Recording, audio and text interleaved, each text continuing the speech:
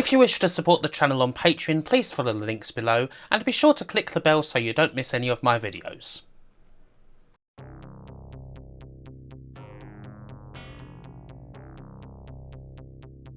I'm surprised it's taken me so long to get to this one. I've often talked about being one of the very few folk in the UK who had a Sega channel in 1997, and a lot of the amazing games it introduced me to right at the end of the Mega Drive's life. If you want a detailed look at this, go check out my Aerobiz Supersonic video. But this game was the pinnacle of that. Unlike the isometric and completely different SNES game, the Mega Drive Shadowrun never came out in Europe aside from on the channel, and it was there in the first month that I had it. And playing it was... hoo boy. It was a game changer. So, a bit of backstory is going to be needed for those who aren't too aware of what Shadowrun is. It's a tabletop RPG set in a dystopian future in the middle of the 21st century. Mega corporations have largely taken control of the planet, computers as we know it have been replaced by a worldwide network known as the Matrix that you jack into. The end of the Mayan long count calendar resulted in the Awakening, which introduced magic and turned a lot of humans into sentient creatures such as orcs, elves, trolls, goblins and dwarfs, and the majority of conflicts and disputes are sorted out by Shadowrunners, who are employed by corporations, governments, syndicates and what have you through Mr. Johnsons who operate out on the street. Most things Shadowrun take place in the free city-state of Seattle, a melting pot where all of these entities congregate and lend some. This pen and paper classic, originally produced in 1989, created by Jordan Weissman and company at Fassa Corporation, has been the basis for several games.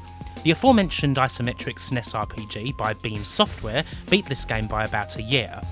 The most obscure of the bunch is a Japanese-only graphic novel for the Mega CD, and the one which created the most ill feeling was the multiplayer-only FPS that was released on PC and Xbox 360.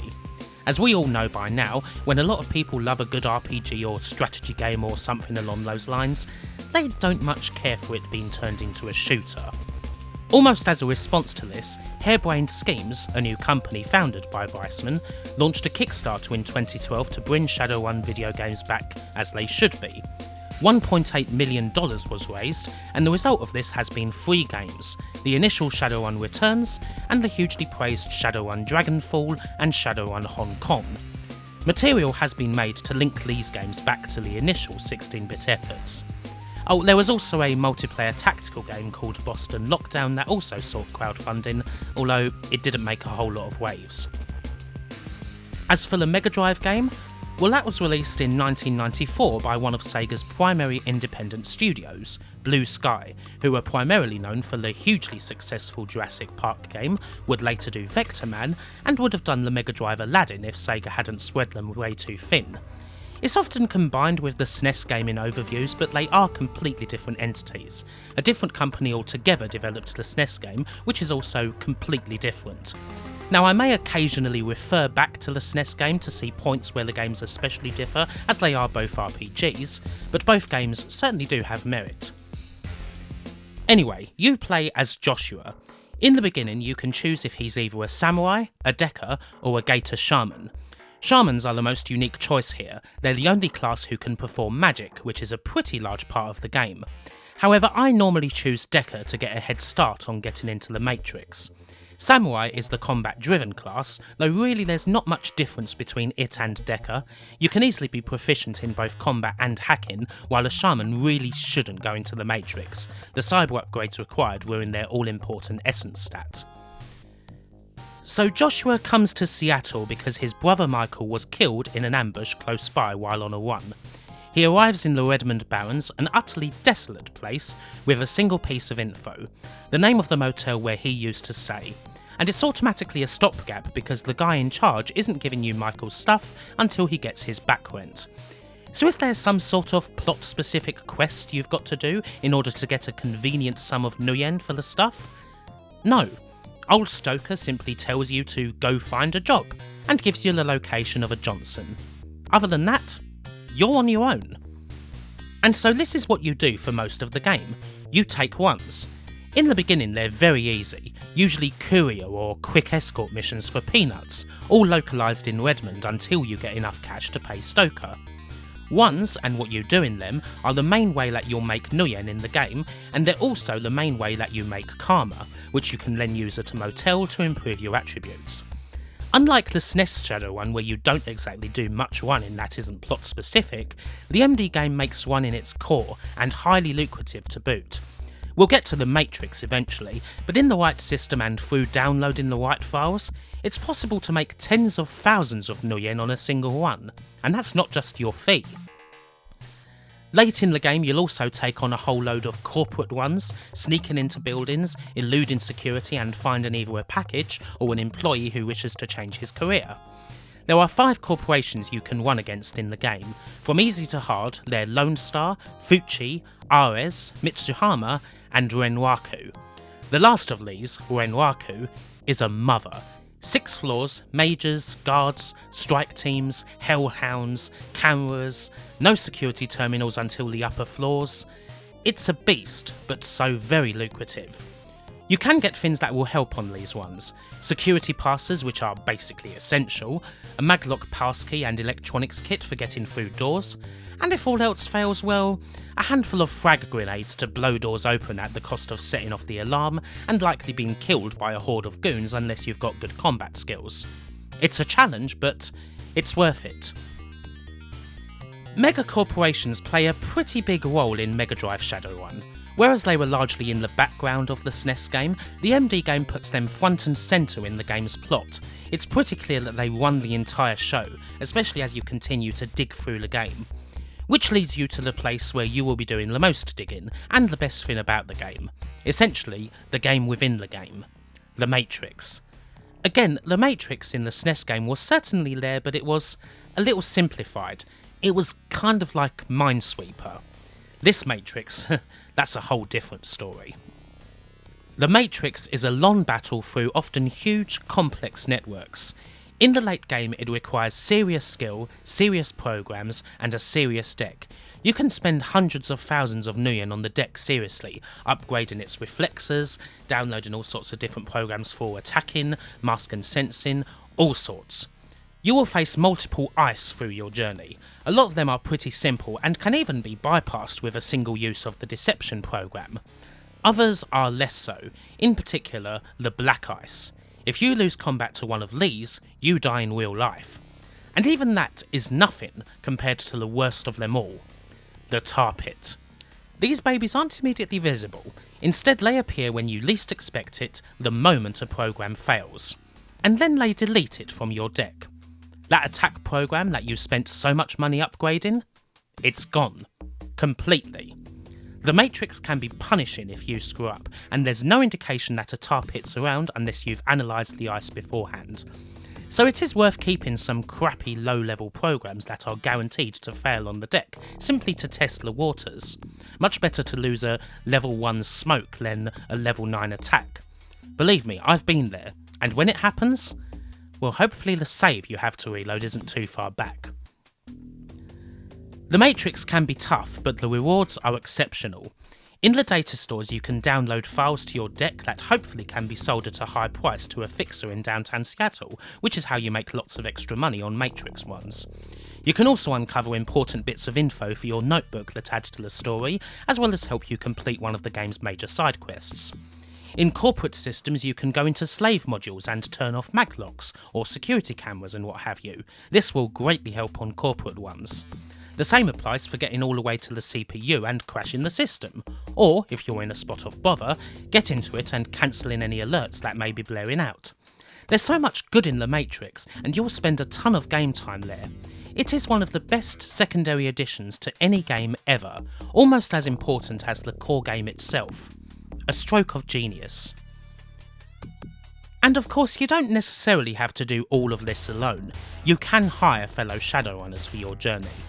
The best ones can be pretty pricey, but it's often handy to have a good mage if you specialise in decking, or the other way around. The absolute best runner is again found through another very good side quest late in the game. So long as you can keep your whole team alive, you'll have a trio that could last you the entire game. There is one way to game the system, mind. You could hire a runner, trade all their good stuff to Joshua, and then immediately fire them. They'll hate you for it, but it will earn you either some nice stuff or some easy money from selling it. There's also the contacts, which generally are obtained from Runners or Johnsons. They cost money, but a couple of them can be absolutely invaluable.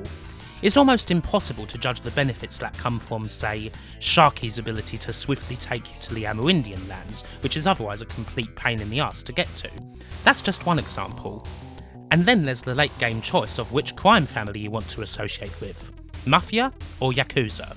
Either way has its benefit. Actually no, I'm lying. You always want to go Yakuza. Trust me, it's not even a contest. How does all of this fit in with the plot then? The plot itself isn't exactly the greatest in the world or anything. It largely consists of a bunch of fetch quests. You pretty quickly reach the stage where there's 3 separate things that have to be done before you hit endgame: going up against Renwaku, finding out who killed your brother, and getting in with the elves at the Sinsarak.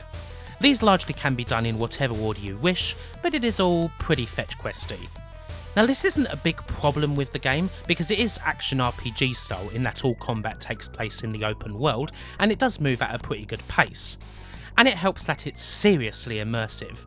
Even little things like random events being spotted in a crowd, or quick skill tests in the corporate buildings, add to the sheer atmosphere, not to mention the ultra moody music. Shadowrun was essentially the first serious open world experience I ever had, which is why I call it such a game changer. Sure, the SNES game may well have it beat in terms of dialogue or plot. It has an extensive dialogue tree system that this game lacks, not to mention the pedigree of being based on the popular fictional story Never Deal with a Dragon, and indeed actually prominently featuring said dragons, the creatures which are probably associated with this universe more than any other. In case you didn't know, dragons control the world in Shadowrun and have done since the Awakening. In human form they're at the top of the megacorporations, they control countries and even continents. Names such as Dunkelzahn, Lofreer, Aiden and Masaru are legendary in the game's world. SNES Shadowrun does stress the importance of the dragon, whereas they are barely part of the Mega Drive game, at least not until the end when you encounter a feathered serpent, which is basically a lesser dragon. Shadowrun fans might be disappointed by that. However, the gameplay of the Mega Drive game, the karma system and the importance placed on runs in and of themselves is a lot closer to the original tabletop game. In 1997, quite simply, this game blew my mind. I had experienced nothing like it before. I was used to following simple, linear paths, and suddenly this game was giving me freedom to essentially do what I wanted, when I wanted. It allowed me to find information about all these corporations at my own pace, to take the main quest at my own pace. It didn't feed me everything spoon by spoon. It allowed me to discover how corruptible the Lone Star Security were, or the sheer ruthlessness of Renwaku, or the shifty nature of Johnsons like Vigor and Jarl. It presented a harsh world where at any point, especially in places like the Puyallup Barrens or the Salish Shide, you could suddenly be jumped. Not put in a random battle, but quite literally ambushed and shot to bits. Nothing is scarier than the sudden realisation that hellhounds are after you, believe me. This was completely different to everything I'd played before, and ever since then, I yearn for games that give me a similar experience. Back in 1997, Shadowrun for me was quite simply, on its own, the greatest game I had ever played.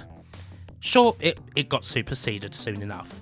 When I look at it now, having played the game multiple times, I can see a few cracks here and there. I mean, you can get the best weapon in the game before you even leave Redmond, and you don't even have to spend 1,000 nuyen for it. You can completely screw runners over for easy money, and you can cheat some corporate buildings by simply going in, opening the first safe and going out again until you find the package you need. And I'll also say that the ending just isn't very good, and leave it at that. It's not perfect, but it still gives me a feeling like precious few others, and it laid the groundwork for my love of things like Grand Theft Auto, or Far Cry, or Red Dead, or other open world games. Before all of them, there was Shadowrun on the Mega Drive, and it's still one of my favourites even now. That blast of the logo on the title screen still awakens something in me, all of these years later. There will always be something left of me in a futuristic, dystopian Seattle. Bye for now. For this video I would like to thank the following: Adam Schaefer, Alex Stocco, Alexander Jazeri, Andrew Dalton, Andy Capt, Daniel Briggs, Daniel David Taylor, Dustin Cooper, Gary Pinkett, George Newton, Gwatham Blackpool, Ian Roberts, James Idd, James Loveridge, Jason Durso, Jason Goy, Jason Stevens, Jace Alexander, Josh Jensen, Lee Norris, Martin Pataki, Morton Scannin, Nanette McCrone, Nicholas Tristan, Olaf Allbean, Peter Jack, Peter Sidorn, Phil Taprog, Piotr Margel, Pocky Southmaid, Rachel Maxwell, Romeo, Ryan Burford, Sammy Lee, Scott Coulter, Seth Robinson, Simon Gulliver, Stephen Warner, Tanyo J, Yurka Operator, and Zach Roach.